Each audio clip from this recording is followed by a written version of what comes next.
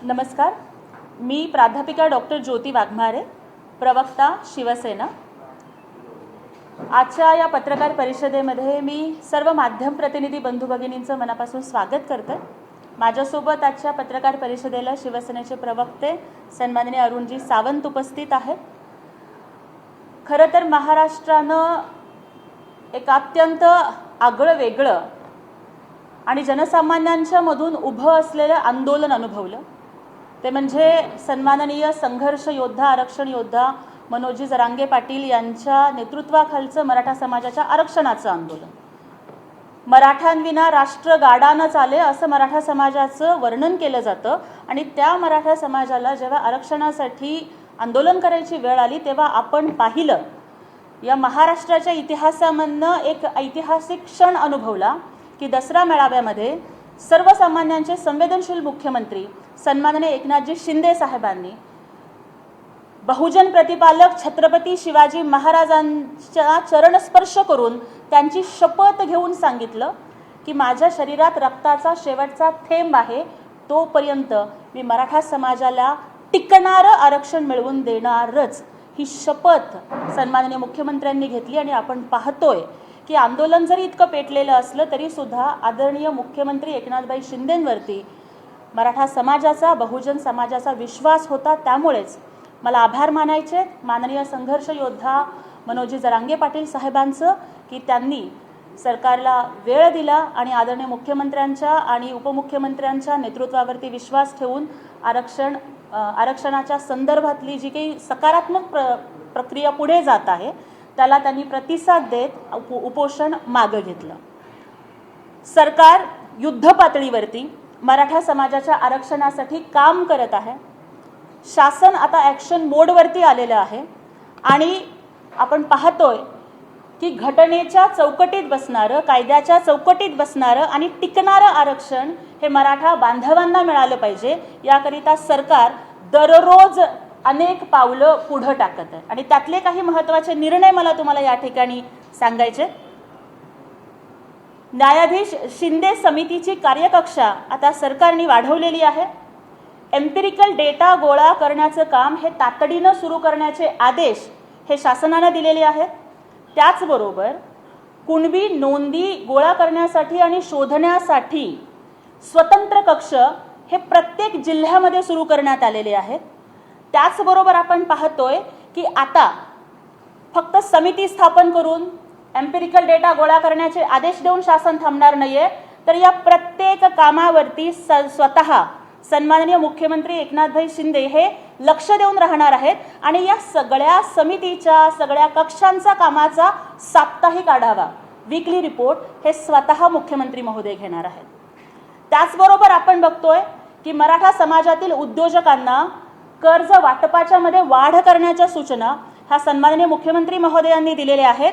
आणि त्याचबरोबर त्यामध्ये मराठा समाजामधील ज्या महिला उद्योजिका आहेत त्यांना त्यामध्ये जास्त प्रोत्साहन द्यावं, कारण जिजाऊच्या, सावित्रीच्या लेकींचं सक्षमीकरण झालं पाहिजे, याकरिता सन्माननीय मुख्यमंत्री महोदय आणि शासन स्वतः लक्ष घालत आहे। आजच आपण पाहिलं की सन्माननीय मंत्री महोदय संदीपानजी भुमरे साहेबांनी आदरणीय मनोजदादा जरांगे पाटील साहेबांना त्यांची भेट घेतली आणि त्यांना शासनाचा GR दिलेला आहे। आणि सन्माननीय संघर्ष योद्धा मनोजी जरांगे पाटील साहेबांनी सुद्धा शासनाने जे काही निर्णय घेतलेले आहेत त्याबद्दल समाधान व्यक्त केलेलं आहे। एक अत्यंत महत्त्वाचा निर्णय मला तुम्हाला या ठिकाणी सांगायला आनंद वाटतोय की ज्या वेळेला न भूतो न भविष्यती अशी ऐतिहासिक आरक्षणाची सभा आंतरवली सराटीच्या भूमीवरती संपन्न झाली, त्यावेळेस जो शेतकरी देशाचा अन्नदाता आहे, पोशिंदा आहे, त्या शेतकरी बांधवांनी स्वतःच्या उभ्या पिकावरती नांगर चालवून त्या सभेसाठी सहकार्य केलं, स्वतः नुकसान सोसलं, परंतु तोंडातून अवाक्षर सुद्धा न काढता मराठा समाजाच्या आरक्षणाला बळ देण्यासाठी स्वतः कळ सोसण्याचं काम ज्या शेतकरी बांधवांनी केलं त्यांच्या पाठीशी शासन उभं आहे।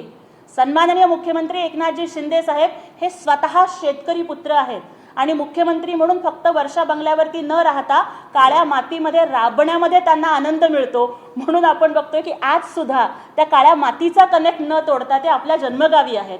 सन्माननीय मुख्यमंत्री साहेबांनी आणि शासनानं ज्या 441 शेतकऱ्यांच्या शेतीचं नुकसान त्या आंदोलनामध्ये झालेलं होतं, त्या सर्व शेतकऱ्यांना 32 लाख रुपयांची नुकसान भरपाई ही देण्यात आलेली आहे आणि त्या शेतकऱ्यांना एक दिलासा देण्याचं काम या माध्यमातून शासनाने केलेलं आहे.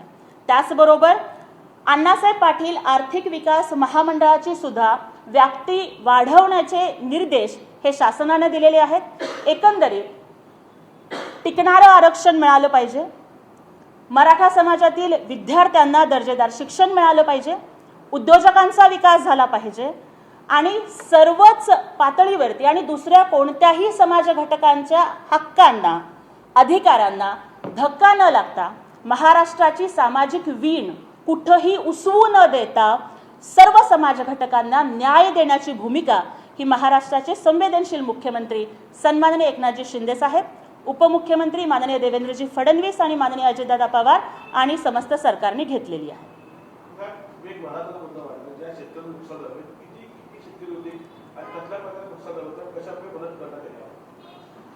आंतरवाली सराटीमध्ये जी आरक्षणाच्या साठीची सभा झालेली होती त्यामध्ये एकूण 441 शेतकऱ्यांचं नुकसान झालेलं होतं. करोडोंच्या संख्येनं लोक तिथं आरक्षण योद्धा मनोजदादा जरांगे पाटील साहेबांना ऐकण्यासाठी आले होते आणि त्यावेळेस त्या शेतीमधलं उभं पीक जरी गेलं तरी हरकत नाही, पण समाजाच्या हक्काचा अस्वस्थतेचा हुंकार जर कुठे उमटत असेल तर तिथे आपण पाठीशी राहिलं पाहिजे, म्हणून त्या शेतकऱ्यांनी स्वतःचं नुकसान सहन केलं. पण सन्माननीय मुख्यमंत्री एकनाथभाई शिंदे साहेब यांची ओळखच आहे की ते संवेदनशील मुख्यमंत्री आहेत. त्यामुळं शेतातलं उभं पीक गेल्यानंतरच्या वेदना न सांगता सुद्धा मुख्यमंत्री साहेबांनी समजून घेतल्या आणि त्यांनी तातडीनं पंचनामे करण्याचे निर्देश दिले. त्या पद्धतीनं पंचनामे झाले आणि 441 शेतकऱ्यांना 32 लाख रुपयांच्या नुकसान भरपाईचं वाटप हे शासकीय यंत्रणेच्या माध्यमातून करण्यात आलेलं आहे. आज मुख्यमंत्र्यांचा एक व्हिडिओ व्हायरल होतोय, काही कार्यकर्ते त्यांच्याजवळ फोटो काढण्याची विनंती करत होते, मागणी करत होते. अशा वेळी त्यांचा सुरक्षा रक्षक मध्येच आला आणि त्यांनी धक्का मारला किंवा मारलाय असं व्हिडिओमध्ये दिसतं आणि याच्यावरती विरोधकांनी दुसऱ्या मोठ्या प्रमाणात टीका होत. खरं तर मला वाटतं की मंत्री आणि मुख्यमंत्री हा सुरक्षा रक्षकांच्या गराड्यातच असतो असं आतापर्यंत महाराष्ट्राने अनुभवलं, कारण या आधीचे जे मुख्यमंत्री आहेत ते कधी घराच्या बाहेर पडतच नव्हते आणि जरी पडले तरी पुढे पाठीमागं सुरक्षा रक्षक घेऊन वावरायची त्यांना सवय होती. आमचे मुख्यमंत्री हे सर्वसामान्यांचे मुख्यमंत्री आहेत, सुरक्षा रक्षकांच्या गराड्यात वावरण्याची त्यांना सवय नाही आहे. तो व्हिडिओ होता नवरात्रीच्या काळातला. मुख्यमंत्र्यांची क्रेज पॉप्युलॅरिटी इतकी वाढतीये की महाराष्ट्राच्या कानाकोपऱ्यातून लोक त्यांना भेटायला येतात, कारण त्यांना मुख्यमंत्री आपले वाटतात. मुख्यमंत्री साहेब हे सर्वसामान्यांचं गरिबांचं प्रतिनिधित्व करतायत आणि त्यामुळं जेव्हा शेकडो किलोमीटरचा प्रवास करून राज्यातला एखादा सर्वसामान्य नागरिक जर मुख्यमंत्र्यांना भेटायला येतो, खरं तर माझं विरोधकांना एक सल्ला आहे की त्यांनी थोडंसं डोळ्यात अंजन घालून बघावं की मुख्यमंत्र्यांची गाडी निघालेली आहे, सर्वसामान्य नागरिक हात करतायत, मुख्यमंत्र्यांचा ताफा थांबतो आणि ज्या वेळेला एक सर्वसामान्य नागरिक मुख्यमंत्र्यांच्या सोबत फोटो काढण्याचा प्रयत्न करतो तेव्हा ठीक आहे, सुरक्षा रक्षकांनी त्यांची ड्युटी केली, थांबवण्याचा प्रयत्न केला, पण स्वतःच्या सुरक्षेपेक्षा स्वतःच्या जीवापेक्षा सर्वसामान्य नागरिक हा आमच्या मुख्यमंत्र्यांना महत्त्वाचा वाटतो, म्हणून ती कृती घडालेली आहे. कारण आमचे मुख्यमंत्री हे अजून सुद्धा जमिनीवर राहणार आहेत. ते म्हणतात ना की सितारे पाने के लिए कभी जमीन मत तोडना, आणि म्हणून तो जमिनीचा मातीचा सर्वसामान्यांचा तो कनेक्ट आणि ती बांधिलकी आहे, म्हणून ते झालं. ड्रग्सचा आरोप होतोय, जे एल्विश प्रकरण आहे, एल्विश यादव अटक केली आहे पोलिसांनी आणि गणपतीमध्ये ते आले होते, आरती केली होती. सरळ आरोप करतायत संजय राऊत की वर्षा मंगल्यातील मुख्यमंत्र्यांच्या जवळच्या खासदाराचे संबंध आहे आणि माझ्याकडे माहिती आहे. खरं तर ज्यांनी हे आरोप केलेत ते रोज सकाळी कुठला चरस कुठला गांजा घेऊन बोलतात हे मला तरी माहिती नाही. संजय राऊतांचं जर एका वाक्यात वर्णन करायचं असेल तर मी तर एवढंच म्हणेन की लाज ना आबरू आणि मी कशाला घाबरू असं त्यांचं वर्तन आहे. मला सांगा की आतापर्यंत वर्षा बंगला हा फक्त व्हीआयपींच्यासाठी राखीव होता. पहिल्यांदा महाराष्ट्राच्या इतिहासामध्ये घडलं की गणेशोत्सवाला वर्षा बंगला सर्वसामान्यांच्यासाठी खुला केला गेला आणि त्यावेळेस दररोज 10-15 हजार भाविक तिथे येत होते. आरोप करणाऱ्या विरोधकांना फक्त एल्विश यादव दिसतो, इर्शाळवाडीची अनाथ मुलं नाही दिसली, त्यांना जे ज्येष्ठ नागरिक नाही दिसले की जिथं ते अथर्व शीर्षाचं पठण करत होते. आणि त्या सगळ्या गर्दीच्या मध्ये जो कोणी येऊन गेला, मला ठणकावून इथं विचारायचंय की एल्विश यादव हा काही आमचा जावई नाही आहे. ललित पाटील ज्याला ड्रग्सच्या प्रकरणामध्ये त्याची नावाची चर्चा होतीये, तो खरं तर उद्धव ठाकरेंनी हातावरती शिवबंधन बांधून त्यांना नाशिकचा युवा नेता केलाय. आज आपण बघतोय की समीर खान जो माजी मंत्री नवाब मलिकांचा जावई होता, तो कोणत्या प्रकारचं काम करत होता, ड्रग्सला पैसे पुरवण्याचं काम करत होता. किंवा थोड्याच दिवसांच्या पूर्वी जे अटक झालेली आहे सलमान फाळके, तो कुणाचा कार्यकर्ता आहे, मुंबऱ्याचा कोबरा कुणाला पाठीशी घालतोय. आणि आज कळव्यामधलं मोठं रॅकेट सुद्धा थोड्याच दिवसांच्या मध्ये उघड होणार आहे.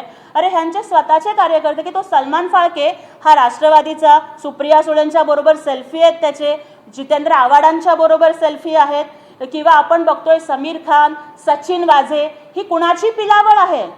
आणि या सगळ्या पिलावलीला पाठीशी घालणारं हे महाविकास आघाडी, ही महाड्रग आघाडी आहे. त्यांनी आमच्यावरती आरोप करू नयेत. असाच एक फोटो सुषमा अंधारे यांनी देखील ट्विट केला आणि असे किती एल्विश यादव आहेत असा प्रश्न त्यांनी विचारला. मुख्यमंत्री यांच्या सोबतचा जो फोटो आहे एल्विश यादव यांचा ट्विट करून असा प्रश्न विचारला. खरं तर मला या ठिकाणी सांगायचंय की वर्षा बंगल्यावरती तर गणपतीची आरती होत होती, पण या सगळ्या लोकांनी ड्रग डीलर आणि ड्रग पेडलर्सची आरती ओवाळण्याचं काम केलंय. की आमच्याकडे गणपतीची आरती होते, पण मग मला सांगा की असेही आरोप झालेत, पेपरमध्ये छापून आलंय की मग त्यावेळेसचे तथाकथित युवराज हे कुठल्या ड्रग डीलर्स बरोबर आउटिंग करत होते. आमच्याकडे येणारे तर गणपतीची आरती करतात, मग दिनो मोरियाला ते का बरं भेटत होते. त्यांच्याकडे जाणाऱ्यांची तर त्यांनी आरती उठवण्याचं काम केलेलं आहे. बरोबर, पण त्यांनी असं पण म्हटलंय की प्रोटेक्शन मनी घेतात मुख्यमंत्री, त्यांच्या कुटुंबात ड्रग माफियांकडून प्रोटेक्शन मनी घेतात त्यांना प्रोटेक्ट करण्यासाठी. खरं तर संजय राऊतांचं पूर्ण राजकारण हे अशा प्रोटेक्शन मनीवरती चाललेलं आहे. कारण संजय राऊत कुठल्या नशेमध्ये रोज बोलत असतात हे त्यांना माहिती. महाराष्ट्राचे मुख्यमंत्री हे अत्यंत संवेदनशील पद्धतीनं ज्या पद्धतीनं निर्णय घेत आहेत, ती लोकप्रियता पाहून काही लोकांच्या पोटात दुखतंय आणि म्हणून त्यांच्याकडे बोलायला कुठलेच विषय नाही आहेत, म्हणून ते अशा पद्धतीचा विषय बोलतात. आणि खरं तर आता तुम्ही मला विचारलात की तो मुख्यमंत्र्यांच्या व्हिडिओचा प्रश्न, सुरक्षा रक्षकांना त्यांनी बाजूला केलं. खरं तर मनोजदादा जरांगे पाटलांचं उपोषण सुटलं सुद्धा नव्हतं आणि ठाकरे फॅमिली ठाकरे नाही वाकरे फॅमिली ही पर्यटनासाठी निघून गेली. आणि आज केदारनाथाचं दर्शन घेताना रश्मीताई ठाकरे या बाकीच्या सोबतच्या लोकांना बाजूला करून तिथं स्वतःच्या युवराजाला उभं करतायत.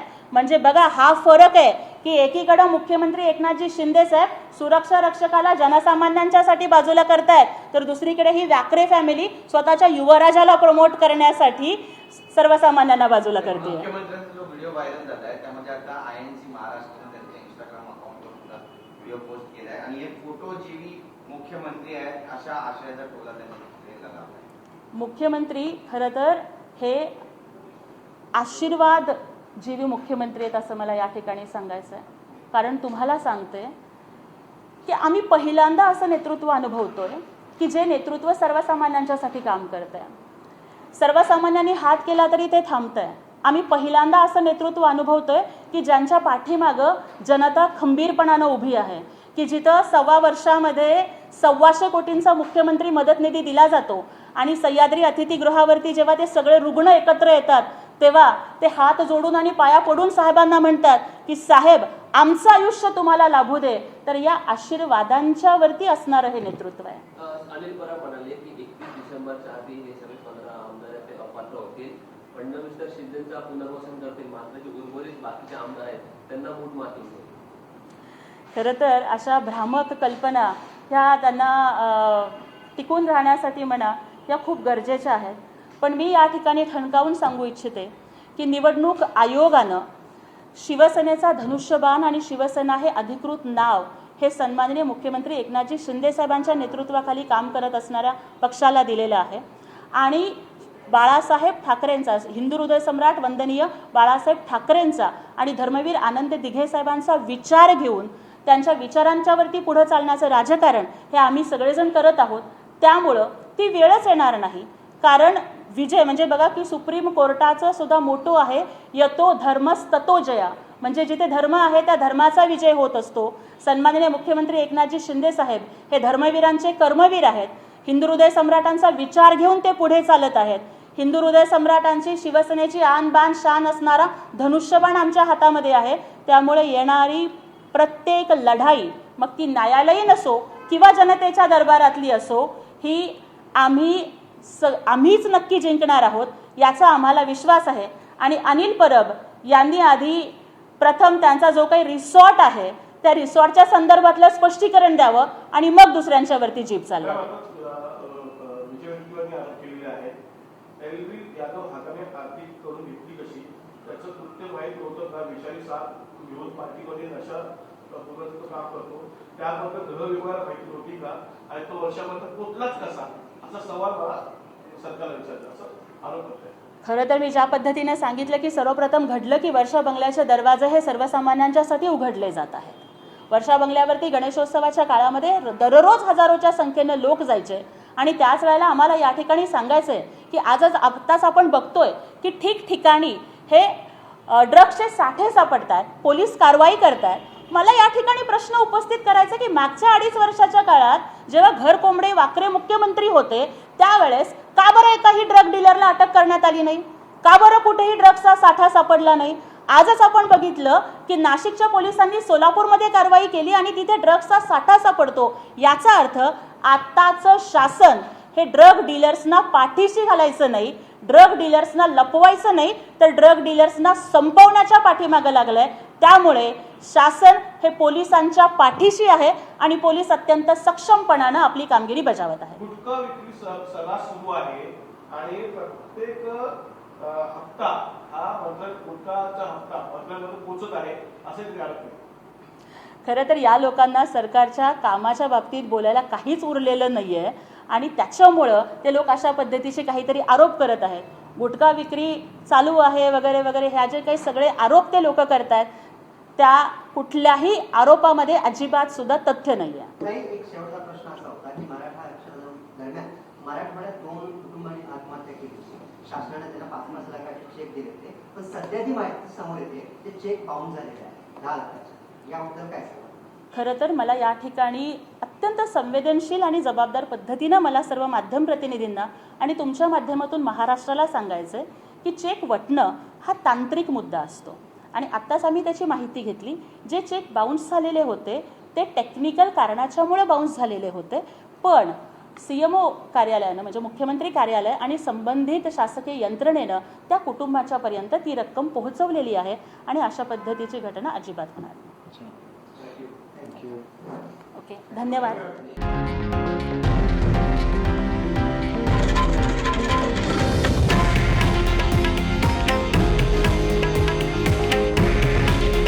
हे आहे देशातील नंबर 1 न्यूज नेटवर्क आणि आपण पाहत आहात TV9 मराठी. काळजी तुमची, हित महाराष्ट्राचं.